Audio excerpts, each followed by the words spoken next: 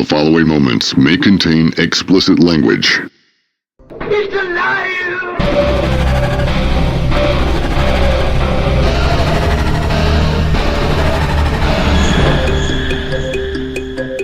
Welcome to where the weird ones are. Every time I speak, I want the truth to come out. Powerful figures in Hollywood, as well as powerful politicians who are in fact not human. They're reptiles, or they're lizards, or perhaps extraterrestrials.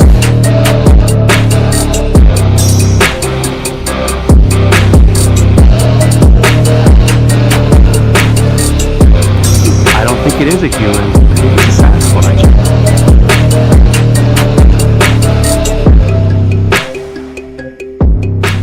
Go ahead and run! Run home and cry to mama!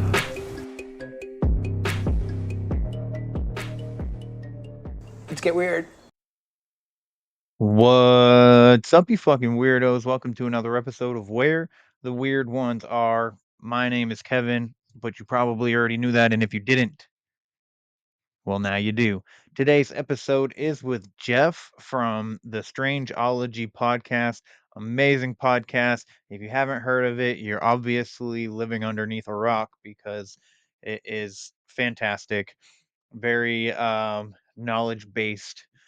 And he does have guests sprinkled in here and there, telling their stories and their findings and a whole bunch of other stuff. Such a phenomenal dude. Like him a lot. Happy to call him a friend and a fellow New Englander, representing a couple states over, though, which is totally fine. New England, if you don't know, is a collection of states. A couple of the first states that were ever colonized. But the states are so small that we could be at each other's door within an hour or two, which I know, like states like Texas and Tennessee and fucking Nevada, fucking Arizona, you could be driving for 2 hours and still haven't really gone anywhere. But that's neither here nor there. Okay. Okay. With that being said, so Jeff has we discussed some really interesting topics. So we talk about his favorite cryptids and what he likes to talk about. And then, I really wanted to talk to him about Vermont's lesser known cryptids, and one of them being the Pigman, which is really interesting. And we kind of like talk about that and possibly being like we talk about it in a way like what if it was real, you know what I mean? um but I don't know, it was a lot of fun. Obviously, like I said, if you haven't checked out Jeff's podcast, please do so. It's great, you won't be disappointed. But I do really want to give the sponsor a real quick shout out. Flavors of the Forest raw garlic dust. If you haven't gotten yourself any by now, you're really missing out because this shit is extremely potent. It's better than anything you're going to get at the store. I promise. Okay, so go check them out, flavorsforest.com. You can also follow them on Instagram, at flavorsforest. So scoop up yourself a bunch. They have a bunch of different flavors. They got spicy, horseradish, cranberry, lion's mane, ginger. So yeah, man. eh, you won't be disappointed. And I'm noticing that the video here is looking a little weird, so I apologize to everybody that is actually watching it. But regardless, the show shall go on. Um, what else do I got to talk about? Weird Java in the morning every Sunday, 9 a.m. Eastern, 8 a.m. Central. Um, might be cutting that down to every other week. Not sure yet, but stay on the lookout for David Don't Know podcast. Phenomenal podcast. I'll be producing that. David, my good friend David, from Down the Rabbit Hole, will be hosting that show, and I'm just editing it and producing it. So And then Alice Redpill is also doing her own podcast, also produced by me. That should be coming out fucking today, the day of recording this intro anyway. I sent her first episode. I edited it, edited, edited it. Uh, I fucking all right. So I sent it to her. So it's in her hands now to put it out on the platform. So we shall see. The first um mini series that she's doing is all about Diddy, so she's covering the Diddy case. Every week her and her friend Alexis will be discussing the trial.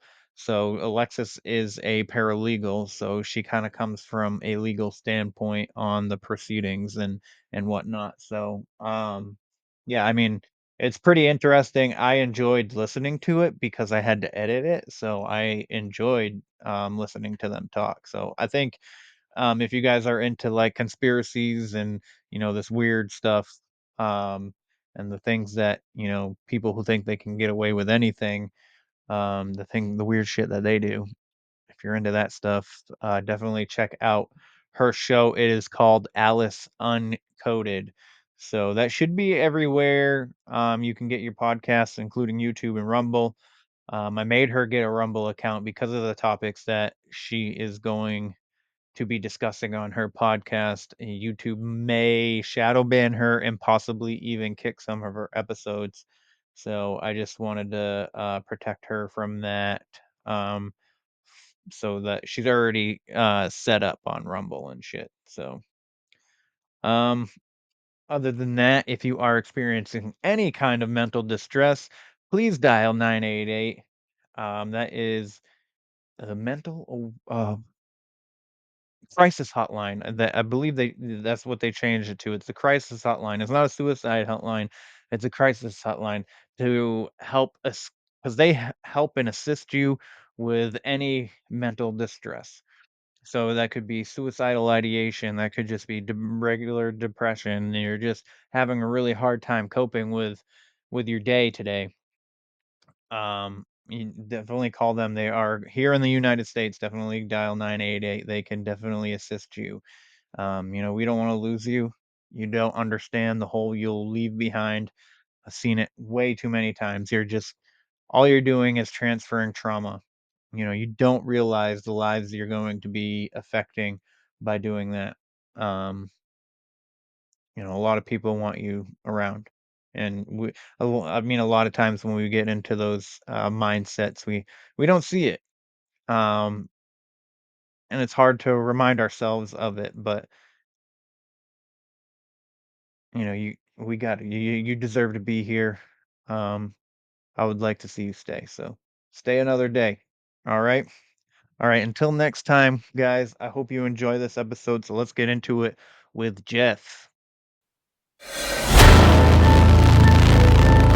Where the weird ones go production.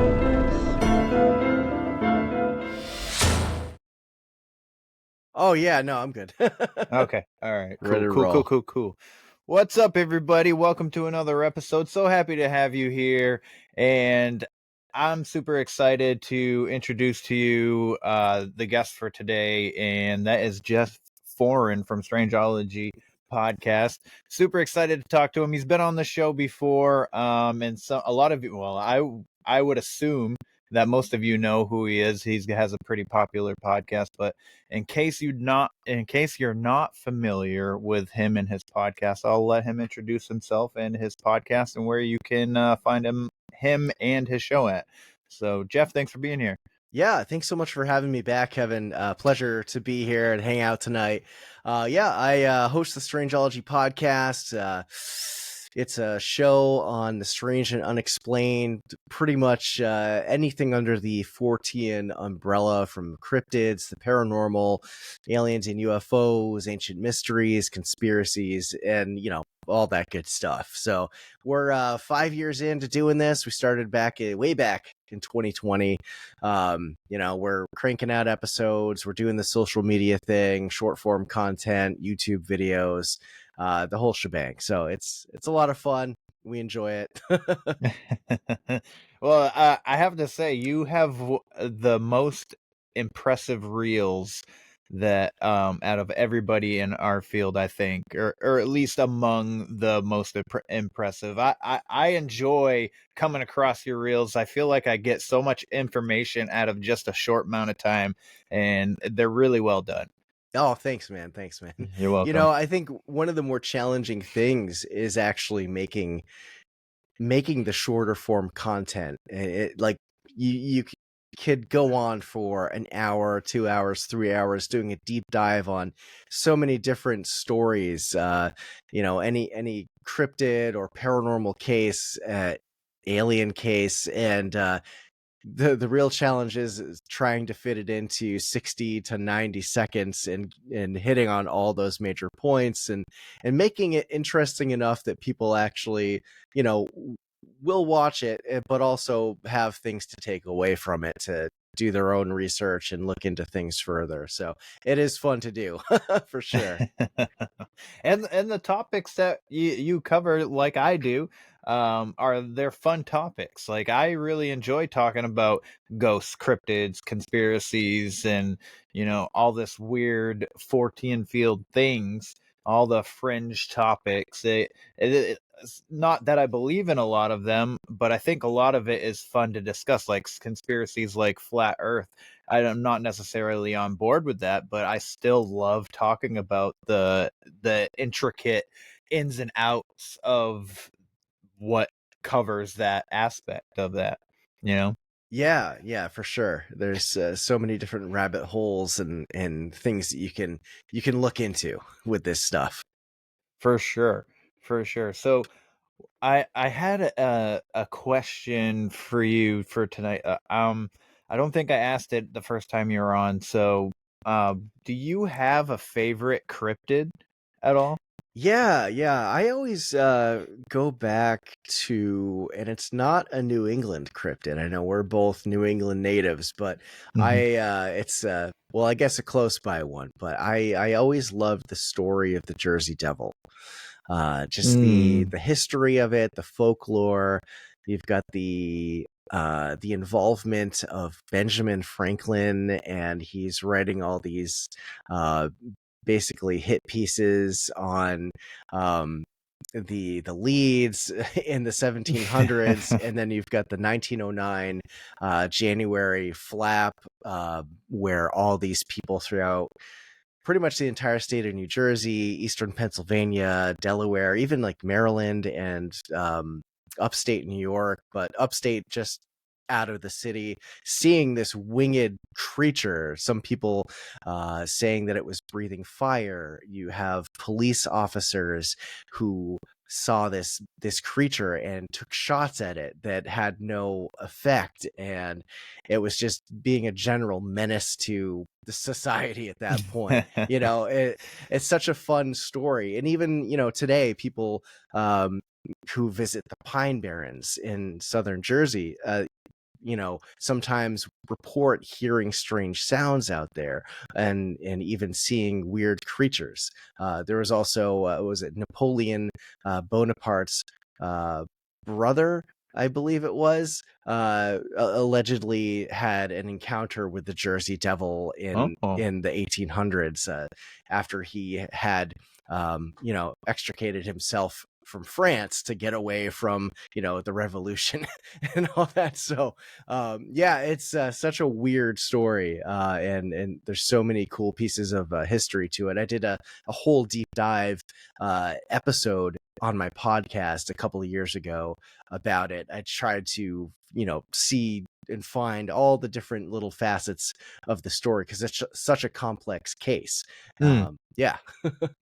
Yeah, it's a fascinating one for sure. I actually got it was sitting up so you could see it with the black light, but because there's a little bit of like this cool art to it that allows it to glow like my poster, but it's, I don't know. Oh, there it is. It's laying down.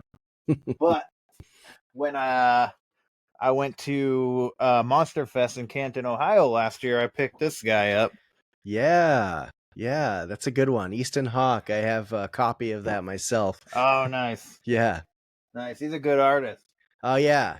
He's a great dude. Wonderful artist. One of the best in the community for sure. Absolutely.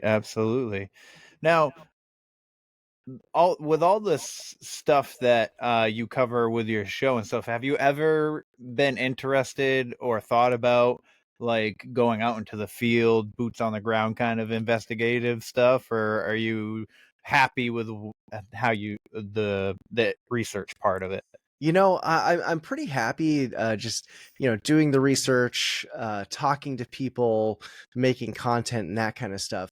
Although at some point I would love to go out into the field. I remember, years and years ago before I ever started Strangeology, there was this group of people, a couple of friends of mine at the time were involved in it. And I think it was... it was the early days of Facebook, like 2008 or something like that. Yeah. And some people that I knew made this group that was just called like Monster Hunters Vermont or something like that. And I grew up, of course, like most of us, watching all of these shows.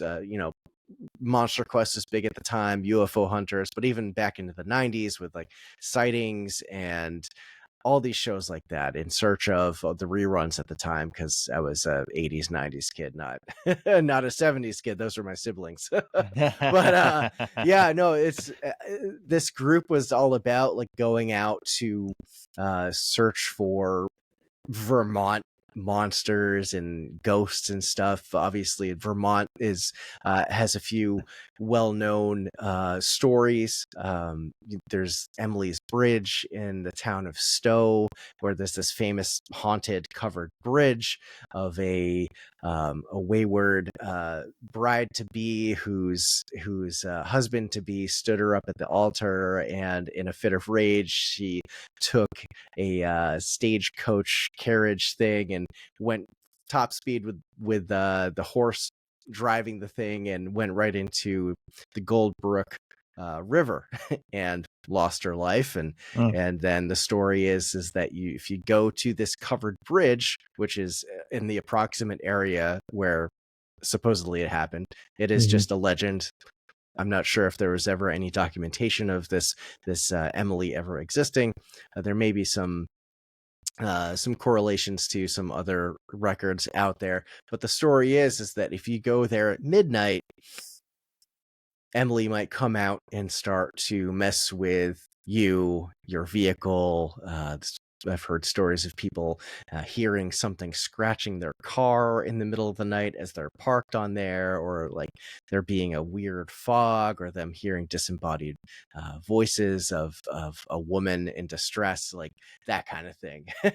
So, it's kind of a classic story for sure. But yeah.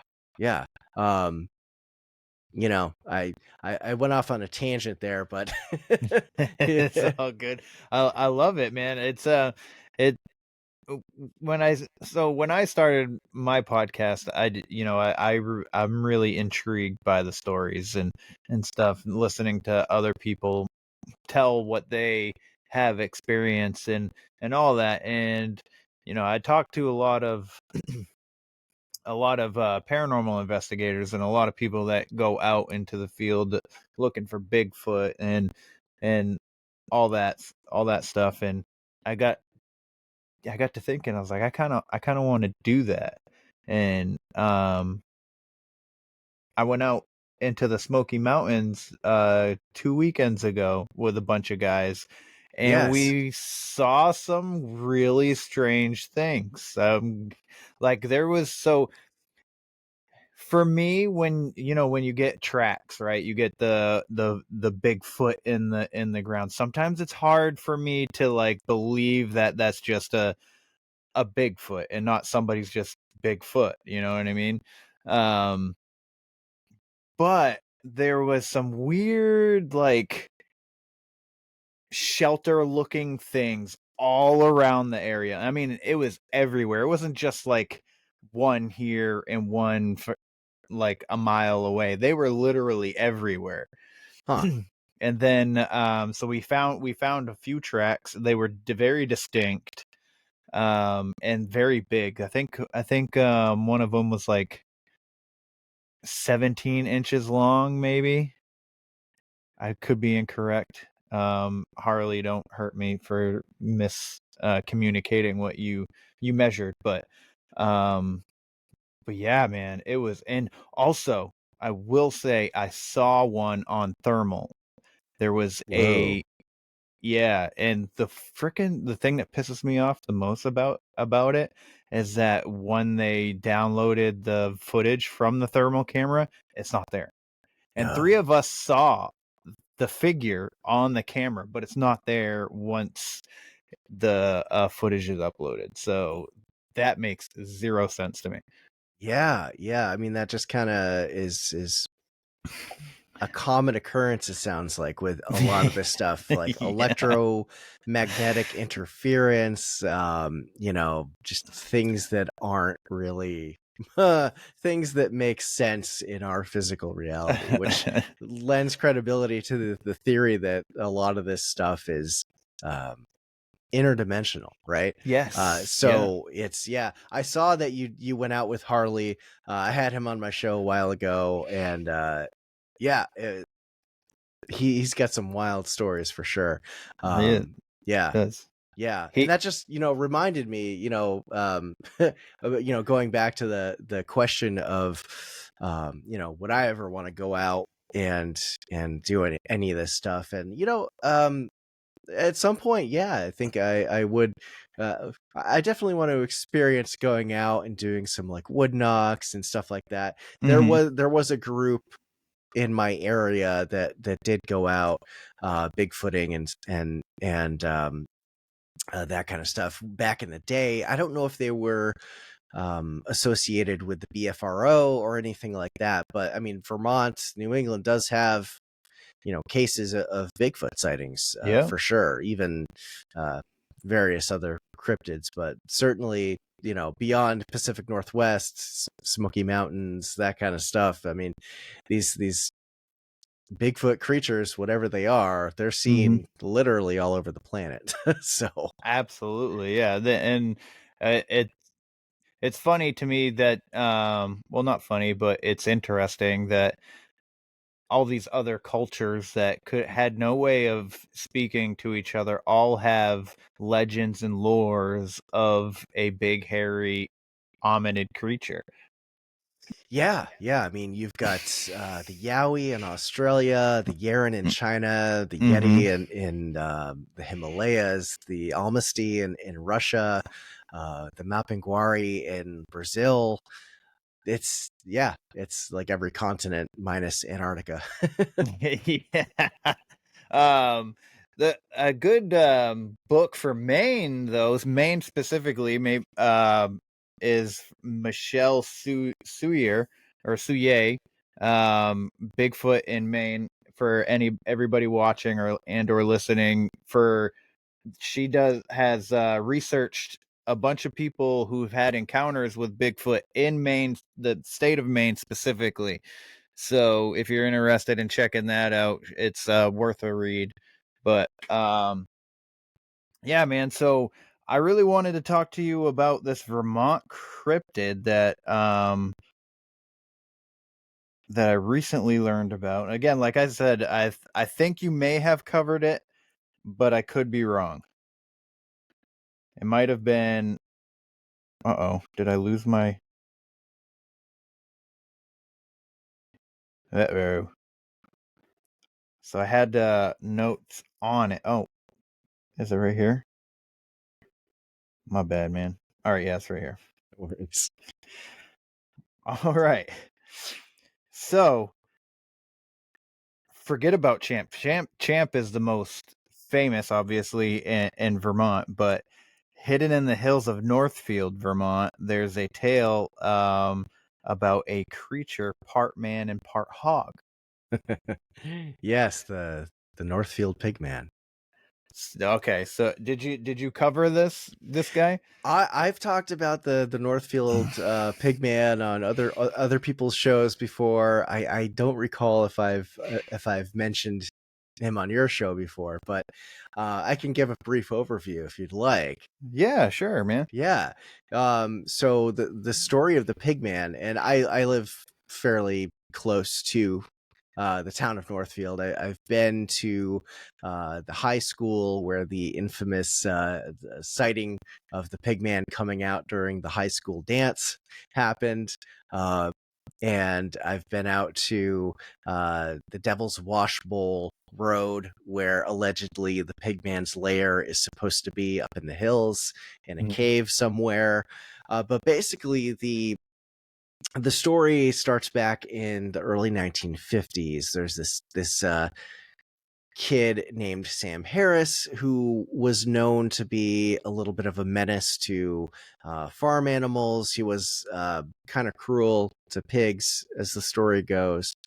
And on the night before Halloween, which at the time, and maybe it's still true today, but they called it Cabbage Night, the night of mischief. And this Sam Harris kid, I believe he was like 16 or 17 at the time, went missing.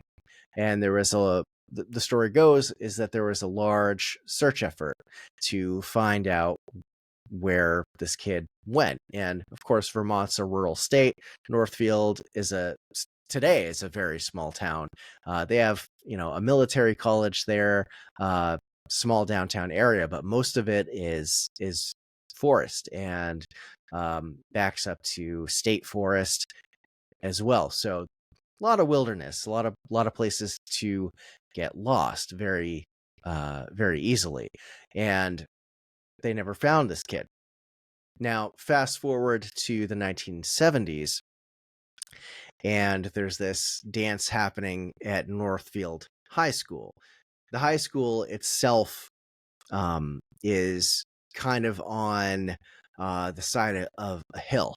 And I mentioned that I'd gone there. I wanted to see, what the lay of the land was for this story. I was trying to work on a short video for my YouTube channel at the time. I had just gotten my camera and I was like messing around with the settings.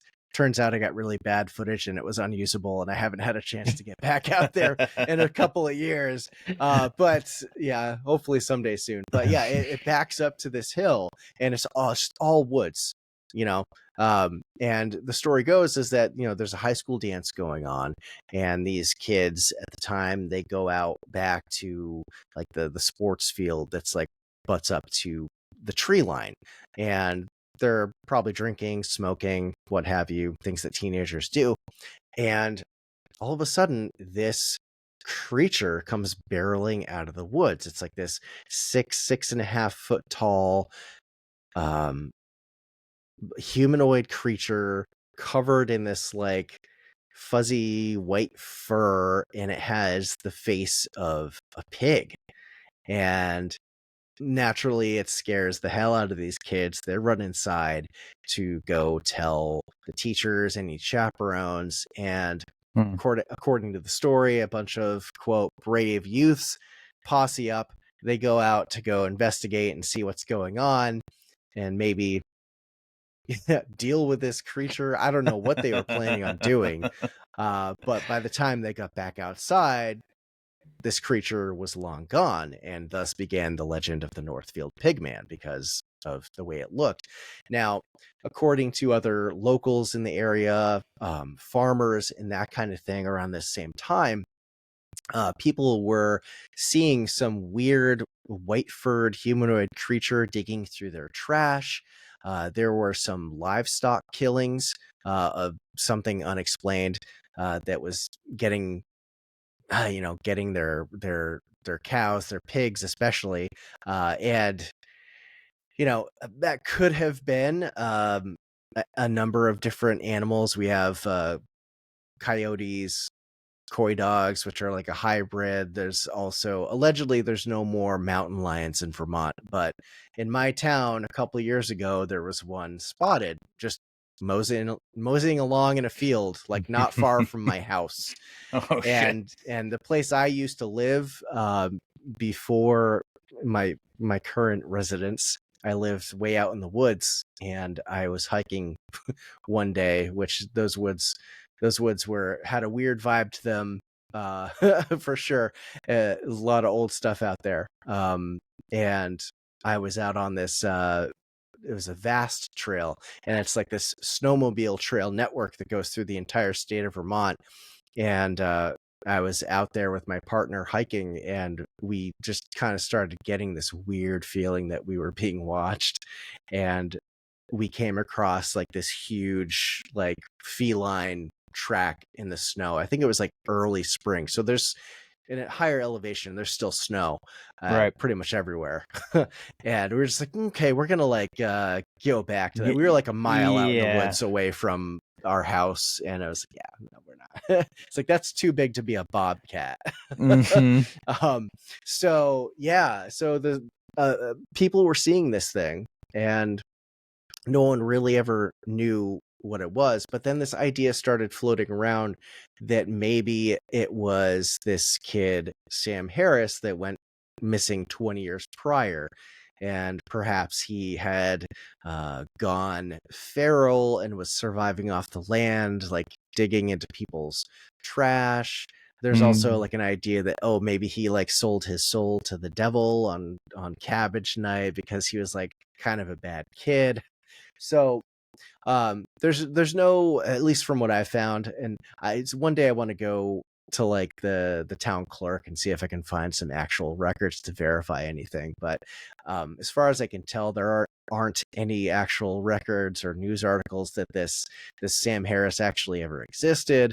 And then there was a story that I came across on a message board forum that was probably posted around like 2011, 2012 or so, where a person was claiming that back in the 1980s, they had an older sister who had heard her and her boyfriend, and then friends of theirs who were a couple, had heard the legend of the Pigman, and that he lived out on Devil's Washbowl Road, which is this class 4 road. It's not really maintained in the winter. Now there's like more houses out there, but there's at least like a mile stretch where there's like nothing, and it's all just woods. It's this bumpy single lane road. And so it's basically, it cuts through this mountain called Moortown Mountain. It cuts over to the town of like Moortown and Waitsfield, off of Route 100, which goes the north and south, like almost the entire like length of Vermont. And so they go out there to do a stakeout. There's some caves up in the hills. In my times that I've gone out there, I haven't hiked that far up in there. Personal safety, right? Yep. But the story went is that they found a couple caves. These couples, they split up. The guy's sister and boyfriend go to one cave, and then their friends go to another cave. And so their friends, apparently, they find this cave, and it's got all these bones in it, and they're just like, oh, like this isn't feeling too good. And then after a couple minutes, they're like investigating, and then something comes in the cave and hits the boyfriend of that couple over the head with a rock, drags him away to who knows where. The girlfriend starts screaming bloody murder, and then this guy's sister and her boyfriend come rushing to the scene to find out what happened. They see there's like blood everywhere, and that the Pigman came in, killed their friend's boyfriend, dragged him off, and there was apparently like some kind of manhunt and search to like find who the killer was or something like that. But again, people can make things up on the internet very easily. Right. There's, from what I could find, there's no actual documentation of that ever happening. Now, my theory is that the sighting that happened in the 70s, where this creature came barreling out of the woods during a high school dance, to me that sounds very plausible when you consider that I was searching through the BFRO's Vermont records at one point, and I came across this sighting report of a white-furred Bigfoot in the vicinity of Moortown and like Northfield, Vermont, that was like sighted in like the 80s or the 90s or something like that. And so to me, it sounds like it could be a possibility because Bigfoot comes in different colors and sizes and shapes, right? Just There's like us. all sorts of variations. You've got ones with black fur, brown fur, red fur. Who's to say it couldn't have been like an elderly Bigfoot or an albino that had white fur? Very, very interesting for sure that there's a report about that. And then also in the same area that this white furred quote unquote pig man, was happening. Certainly could have been, a Bigfoot that had a facial deformation or something like that. Or, maybe it was such a shocking and terrible thing to see that, the human mind kind of fills in the blanks as to what they don't understand. But yeah, that's kind of the gist of the Northfield Pigman. It's right in my backyard.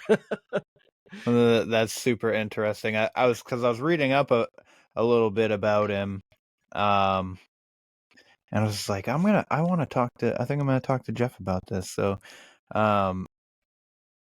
it's really interesting. I love learning about cryptids that don't get like a whole lot of mainstream notoriety to it, because I don't know, to me it's a lot more fascinating to uncover something, you're learning about it, where like you pretty much everything about Bigfoot and Dogman and Mothman and stuff is pretty much out there, and to like read about a cryptid that I'd never heard of is a lot more fun and entertaining. So what do you think about like the aspect of the possibility of it being like a governmental experiment, if it is a quote unquote pig man? Like, is there any like military bases or anything like that in and around Northfield? Well, so there's no bases, but there's Norwich University, which is a military college, and there's cadets that go there and that kind of thing. I haven't made any connection or heard anything about their potentially being anything like a secret government lab or military lab or anything like that. I don't think that exists, at least to my knowledge. That would be certainly interesting if it was an escaped lab experiment, kind of like the Billowhack monster from California back in like the 1930s and 40s, during that era. But as far as I can tell, unless there's some super secret facility that I've never heard of, but yeah, I think that would be maybe more interesting if the Pigman story was something that was, maybe in Connecticut, like something swam away from Plum Island, like Montauk Monster type of deal. But yeah. That's funny.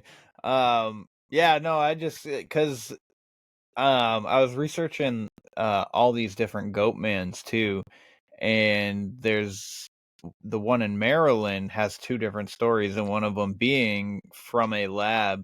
Right. And so I had researched that like a year or two ago, and then I was just doing research this past week, and I actually ended up putting a script together and making an episode for my Patreon members about Laurel Canyon. And there was a lab in Maryland that Frank Zappa's father was a part of, and they did psyops. They did a lot of psychological drugs and stuff like that, and experimented on people with LSD without their knowledge and Right. all this stuff. And I was just like, huh, this is interesting. Now, so I don't know where exactly it is in Maryland. So I mean, I could be way off base, but I was just, when I was reading that, I was just like, this is super interesting. Goatman is from a lab in Maryland, and then there's this lab doing experiments in the late 40s, 50s, 60s, all Yeah, that time. yeah. I want to say it wasn't Laurel Canyon. Like the Doors were involved there, and like all Yeah. these other like musicians as part of this whole psyop thing. But I believe the Maryland Goatman was kind of traced back to like the it was like Bowie, Maryland, the Beltsville Agricultural Research Center. I Yes.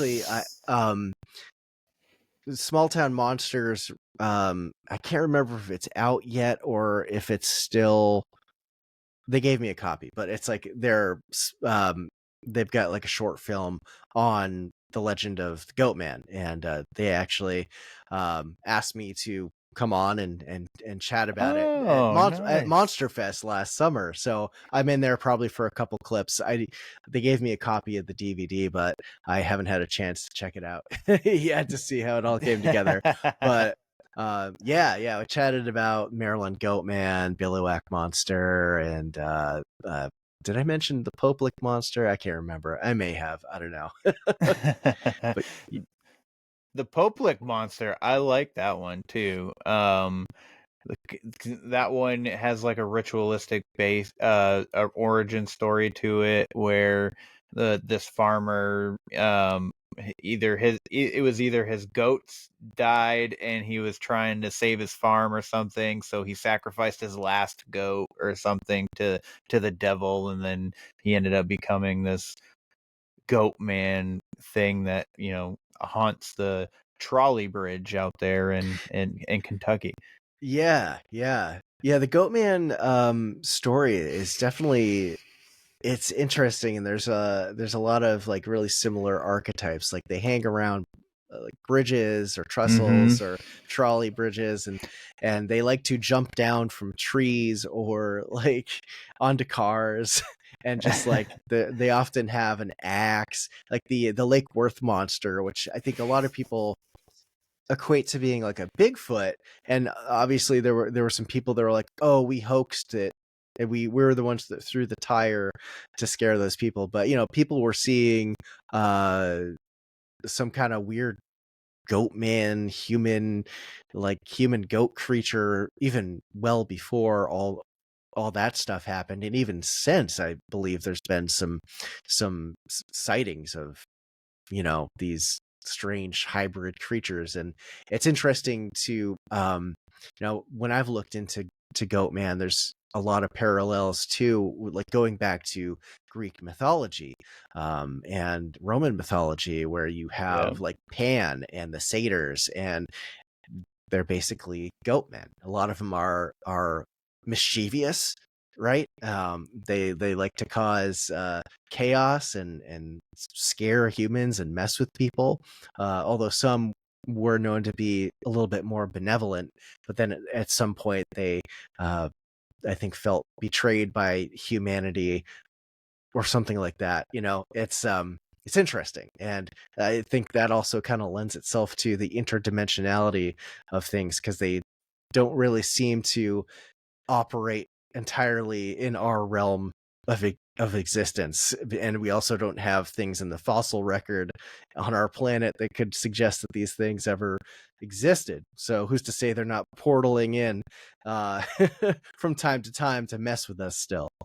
Yeah. I'm 100% on board with like the portal theory and jumping dimensions or realms, or however you want to say it, like Bigfoot being interdimensional and all this stuff. But so I did a regression, like a hypno regression thing, just I was going through therapy and stuff like that, and I ended up regaining this interesting memory from it.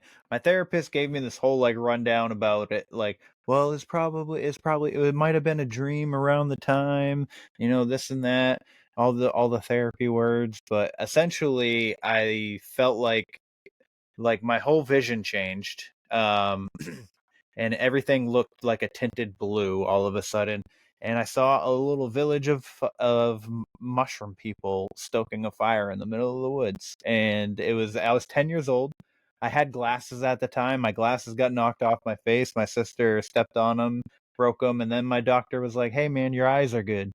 So like I've like I did that regression in like 2021 maybe, and I felt like extremely crazy about it, and because I remember everything around it organically and everything, and I've told the story a few times on the podcast, so the listeners are pretty well aware of it by now. But yeah, man, like portals, I'm like super into that, because like if you could just be out there in the woods and walking, and then just all of a sudden you walk through a portal, like that, I feel like that would be, first of all though, that'd be pretty cool. It'd be pretty scary, but it would be pretty cool at the same time. Yeah.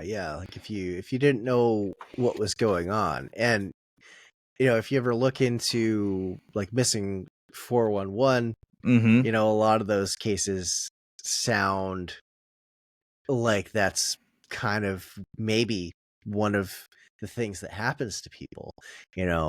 You have these stories of people hiking out in the woods, and then they come into this like clearing, and they go in and then don't come out, or they have missing time, or the trail shifts on them, and all of a sudden it's like nighttime, or like days have passed. It's definitely interesting. And like, I mean, Vermont has the Bennington Triangle, which are you familiar with the Bennington Triangle? A little bit. I've literally just started hearing about it for the first time not too long ago. So not extensively, but I can't remember who I was talking to, but we were talking about how it's interesting how there's so many strange triangles all over the place. Yeah, for sure. I mean, Massachusetts has the Bridgewater Triangle, Vermont's got the Bennington Triangle. Obviously, like there's the Bermuda Triangle, the Dragons Triangle, the Alaska Triangle. There's even like the Lake Michigan Triangle, which one of the missing 411 cases was happened out there. And this guy, oh shoot, I can't remember his name right now, but it was like back in the 80s, and he went hiking out onto the lake during the winter, and then he just like didn't come home, and they followed his tracks out onto the lake, and they just stopped. Like he just got like plucked out of existence. And his family, everyone thought he was dead for like a year. And then this guy wakes up in a meadow in Massachusetts, in his like hometown. A year later, he's wearing clothes that aren't his, and he shows up like at his dad's house, knocks on the door, and he's like still alive, doesn't know what happened the past year. That like the idea was like, oh, he was in a fugue state, and like his mind snapped and he was like someone else for a while. But yeah, it's kind of crazy. I guess he like he went through like evaluation, and they found he was like pretty sound of mind, I guess, and he's like a professor at a college right now. I'll have to guy goes missing Michigan. Yeah, I think what was the guy's name? Anyway, yeah. I think I covered this story years ago for my Patreon members, and I want to say it's like Steve something. First of all, Stephen Kubacki, that's his name. Oh, Yeah. okay. Yeah, that's an interesting story, man. Like I couldn't like he doesn't remember it. How did he sustain himself like that whole year, you know? Yeah, it's like he was either abducted by aliens or the Fae. Had his memory wiped, maybe. I mean, who knows? Maybe it was a fugue state and he hiked backwards out of the lake, left all of his belongings, which everything of his was still there that he had with him. It was just but you know, it's kind of hard to make it a lot of work. A perfect backtrack to just disappear from society for an entire year. Yeah. I don't know. Yeah. It's a weird story for sure. But yeah, like the Bennington Triangle, like there was a series of disappearances back in the mid 1940s to like 1950 or so. The 5 notable ones, like there was a well experienced trail guide that was leading a group of people through the Bennington Triangle, and this is like the southwest corner of Vermont, so it's like abutting Massachusetts and upstate New York. And there was this, they call it call it the Bennington Triangle because Bennington's like the big town in that part of the state, obviously. But there was this abandoned town called Glastonbury. It was like this big lumber town back in the 1800s. There was one road in to get there, and there's a huge flood that happened that knocked out the road, and so basically the town died. But there was also weird occurrences that have happened around Glastonbury Mountain where this is, and right now, I mean, it's completely like state forest now, but there's been UFO sightings, Bigfoot sightings out there. There's a legend of a man-eating rock out there, which goes back to like the Native American legends of the area, like the Abenaki tribe, and yeah, it's like this massive rock that if you stand on it, it'll swallow you, essentially. That's scary. Yeah, that's one of the weirder kind of like cryptidy like stories in Vermont. Aside from like vampire panic stuff, like finding some of its origins in Vermont back in the 1800s as well. But yeah, it's a weird place. And so this guy was leading this group, and I think he was like in his early 70s, so he's had a lifetime of experience, like, hunting and all this stuff. And he rounds a corner on this trail up into, the mountain, and the group comes around not just a few seconds later. Dude's totally gone. Whoa. There's like no way he would have gotten far enough away for anyone to have found, or like not be able to see him. And I guess the only thing that was ever found of his, or at least that they think of his, was a shotgun shell that was like had rolled down into like a ravine or something like that. I suppose it's possible, like maybe he tripped and fell and went into a river, but that's obviously a possibility. But for him to like go missing within literally seconds of like being out of view from these people, you'd think they'd at least see him rolling down an embankment or something like that, or hear something. Yeah, exactly. Yeah, and then there was another story of there was a kid who went missing out there as well, and there was also it's been a while, forgive me. There was a story of a guy that was he was traveling from the town of St. Albans, or to St. Albans, something like that. He was on the bus and like got into Bennington and then just like disappeared. There was a student, this young woman who was going to Bennington College, who went hiking and just like totally disappeared. They couldn't find any trace of her. So yeah, like disappearances, cryptid sightings, UFO sightings. Apparently it's a weird area. It's also Bennington's a very haunted city. I think it's considered one of the most haunted cities or towns, really, because Vermont's so small, in the whole state. And my oldest sister actually, right after she finished college, she got a job down in Bennington, and her apartment was haunted, I guess, and she would see the apparition of like an old man every once in a while, like in her apartment. There was a time she used to mess around with Ouija boards, which like I don't touch those things even today. Where she had a friend over and they were, asking the entity, whatever they were connecting with, like questions, and then like a huge gust of wind like came in and like blew out all the candles that they had going on. It's like, nope. Count me out of that stuff right now. No, thank you. Yeah. It's man, that's fascinating. I wonder if Maine has a triangle. First of all, Vermont's freaking gorgeous. I would live there, maybe. I don't know.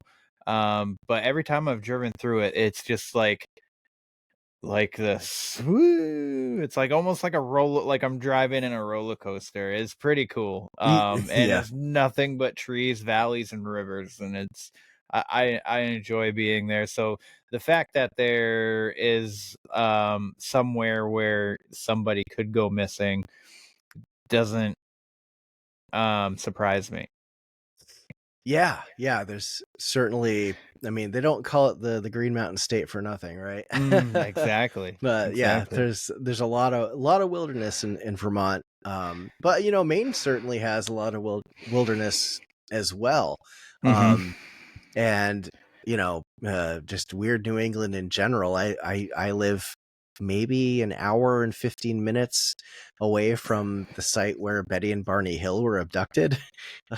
I've gone out to was it Franconia Gap Notch? I can't remember. But yeah, it's like in the town of Lincoln, New Hampshire, and they've got like a little road marker and stuff like right outside this hotel. Yeah, it's so weird, but yeah, a lot of weird stuff happens out here. Yeah, I just found out that their daughter is a UFC fighter. Is she?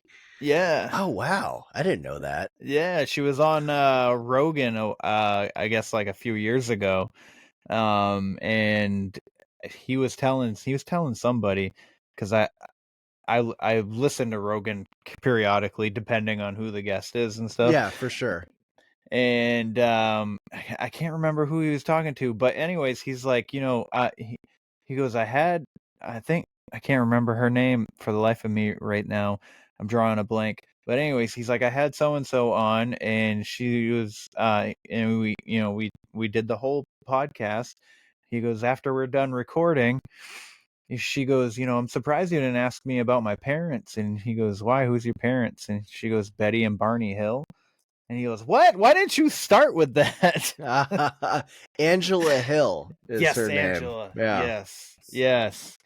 She's I don't know if she's still fighting, but I saw a couple of videos of her fighting. She's definitely a contender for sure. Wow, yeah. Sounds like she made her debut in 2014. But I mean, 10, 11 years in UFC would probably take its toll on your body so much that you wouldn't want to do it for much longer than 10 years. Yeah, I would imagine. For sure. Yeah, man, I want to go out to that area, but yeah, Maine is only, I think there's I think it's like 78% of Maine is undeveloped, so it's complete wilderness. Nobody's living in, there's no people life in 78% of the state, and the state's pretty big. Yeah. Yeah. I mean, it's the biggest New England state. It seems like most of the population lives on the coast, or at least an hour or two inland. But I mean, you get that whole swath of the northern part of the state that, going up into Quebec and, yeah, it's a lot can go on there for sure. Absolutely. So my favorite closing question is to ask the guests. I might have asked you the last time you were on. I probably did, but I'm going to ask you because it might have changed. Are you finding fulfillment in the stuff that you're doing, like with the podcast and your reels and all that? Yeah, man, for sure. Even 5 years in to doing this stuff, I still enjoy it quite a bit. It's always been a passion of mine, at least in the growing up in the background. I mean, I wrote a report on the Loch Ness Monster when I was in the 6th grade. Wow. Theorizing that, like, it might be a plesiosaur, like, that somehow survived the the KT extinction event or something like that. Always being drawn to the books about Bigfoot and UFOs, all these old books from the 50s, 60s, and 70s that were for some reason in school libraries growing up in the 80s and 90s. And yeah, so it's always been a passion of mine. And then when I started Strangeology kind of just as a hobby, something to pass the time at the beginning of the pandemic back in 2020, and then it just kind of snowballed into what it is today, and getting opportunities to do things like going out to Comic-Con last summer and getting to meet the crew from The Secret of Skinwalker Ranch, talking with Dr. Travis Taylor, getting to like sit in on a breakfast with like those guys like Jay Stratton, who's like the former Pentagon guy that was like the head of the UAP task force with the United States government, like chatting about stuff. It's wild stuff. And I'm getting to go out to Contact in the Desert at the end of this month to interview people and like, yeah. Nice, man. That's awesome. Yeah. So definitely very, very fulfilling for sure. Yeah. Dude, yeah.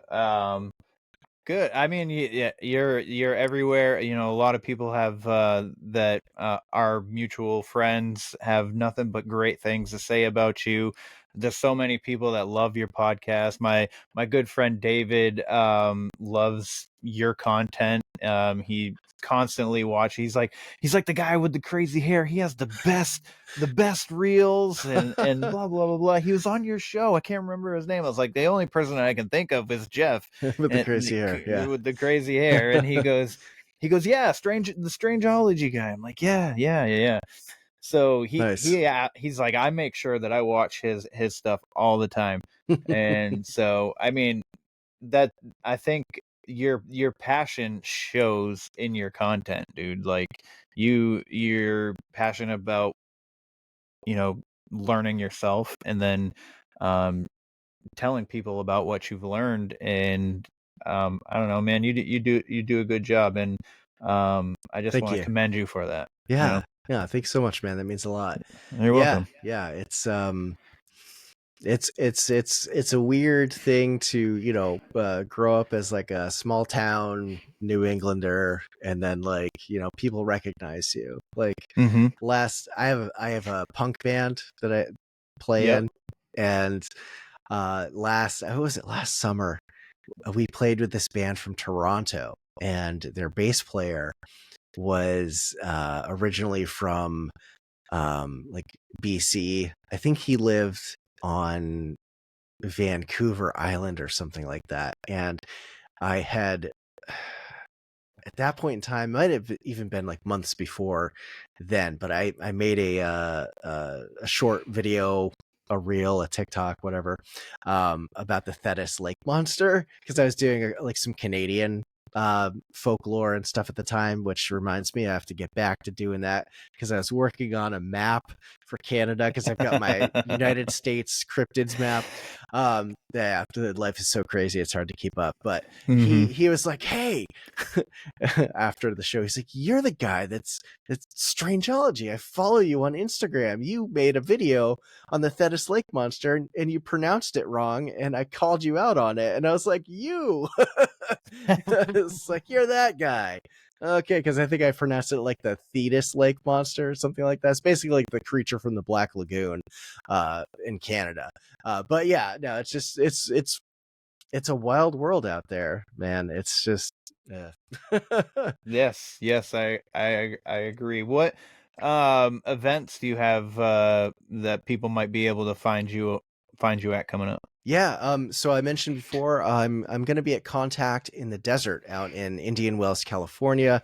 That's happening from, what is it, May 29th through June 2nd. And I'm going to be doing a live podcast recording there, and also hanging out, making some connections and doing some additional podcast interviews in their media room. I'm going to be doing some speaker introductions, and I'm also going to be doing my very first lecture there, which is a daunting task. And I'm working on like putting together the presentation now, and there's like a deadline on when I have to submit it. I'm just like, but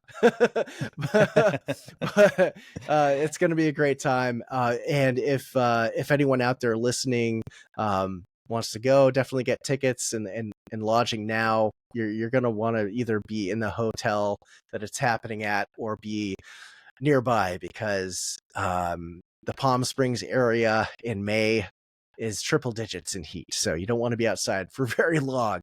I attended Contact in the Desert back in 2018, and I've never felt temperatures that hot. I think it was 109 one of the days. Wild stuff. Wow. But beyond that, the only other event I have scheduled for the summer is Squonkapalooza on August 2nd, and that happens in Johnstown, Pennsylvania. It's about an hour east of Pittsburgh. I went last year. That was a super fun time. It's put on by Joe from Cryptoteology and Lisa from Cryptid Comforts, and they run a pretty tight ship. Lots of vendors, speakers. It's a good time. It's a good time. And then in September, I will be at the Sasquatch Calling Contest Festival for my 4th year in Whitehall, New York. And if you're not familiar, Whitehall has a very well-known Bigfoot encounter that happened with the police department back in the was it late 70s, early 80s, thereabouts. And so they have a whole bunch of Bigfoot statues in town. And yeah, it's called the Calling Contest because they, at the end of the day, there's 100 plus vendors selling Bigfoot gear, whatever. There's food trucks, there's speakers, and at the end of the day, they do a calling contest for whoever can do the best Bigfoot call. And it's over in this amphitheater that overlooks the river that runs through town. It's just a great time. And it's like late fall, so the temperature's nice. Usually the weather's good too. I don't think there's been, knock on wood, there hasn't been bad weather yet since I've been doing the show. But yeah, those are the events I'm going to be at. I may add another one or two, but this year's been a little tight with the schedule. But yeah, that's where you can find me out in the world. Yeah. Dope. I like it. Yeah, so I guess that puts a wrap on things. If you don't mind letting the good people know where they can find you in your show one last time. Yeah, definitely. Strangeology.com is my main website. You can find my podcast feed there, but you can also stream pretty much everywhere. Apple, Spotify, Spreaker. I post my episodes and longer form videos to my YouTube channel, which is just at Strangeology.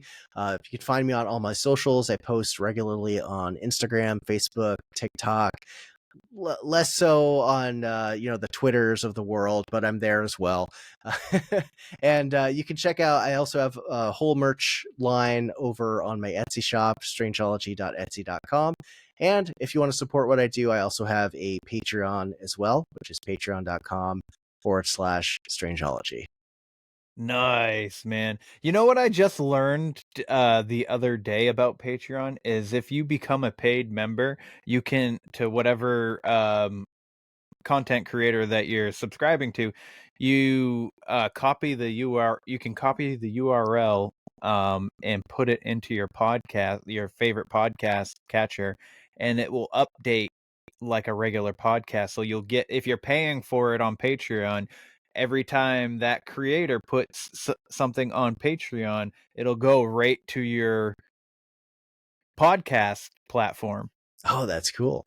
You learn something new every day. Yeah, because my buddy Doc Brown from Prometheus Lens podcast, we were talking about that, because I was like, how do you, because I want to be able to do, because I feel like doing content for people to listen, they're already listening to your podcast, but now they got to go to the Patreon, and I have a Patreon too, but like I was just thinking randomly the other day, and he was telling me about Supercast, so I started looking into Supercast, and then that's when I found out that Patreon also does the same thing that Supercast does. So you basically just upload your URL to your catcher, and you're able to get all that subscriber content. Nice. Hell yeah. So yeah. Anywho, everybody, that's the show. A lot of information. It was a lot of fun discussing these weird things and weird creatures. And I hope you guys all enjoyed the show, and I hope you guys continue to have a good day or good night, whatever time you have decided to listen to the show. But if you don't mind, please like, follow, share, subscribe. That is pretty much the best way to help the show grow. Leaving a rating and review also helps. But if your catcher doesn't allow you to leave a review, I would love it if you did so on the website, and that is where the weird ones are, podcast.com. You can also get hot sauce, merch, coffee, and supplements, and read some of my short stories that I wrote on my blog. So other than that, you guys know the drill. Question everything and stay weird. This concludes our broadcast day. Click.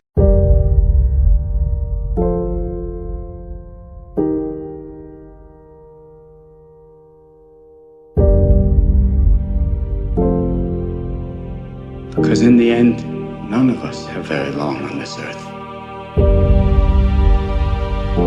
Life is fleeting. And if you're ever distressed, cast your eyes to the summer sky, when the stars are strung across the velvety night, and when a shooting star streaks through the blackness, turning night into day. Make a wish.